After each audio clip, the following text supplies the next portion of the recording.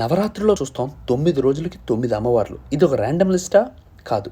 నాకు అనిపించింది దీని వెనక ఒక హిడెన్ సింబాలిక్ స్టోరీ ఉందని. Let's decode. డే 1 శైలపుత్రి అంటే little girl, daughter of Himalaya అంటే ఫాదర్స్ మౌంటైన్ లాంటి సపోర్ట్ ఉన్న ఆవిడ.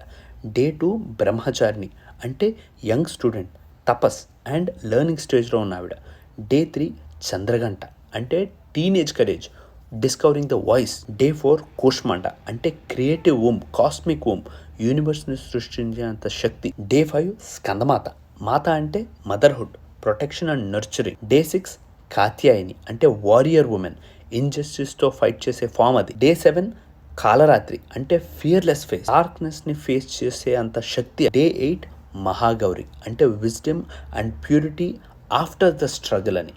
డే 9 సిద్ధిదాత్రి అంటే కంప్లీట్ ఉమెన్, గ్రేస్ అండ్ పవర్ని బ్యాలెన్స్ చేస్తుంది అని దాని అర్థం. నవదుర్గ అంటే 9 అమ్మవార్లని మాత్రమే కాదు, 9 స్టేజెస్ ఆఫ్ ఉమెన్ లైఫ్ అని కూడా. 9 ఆర్క్ టైప్స్ ఆఫ్ శక్తి అది. అమ్మాయి నుండి నిత్య శక్తి వరకు. దుర్గామాతకి జై.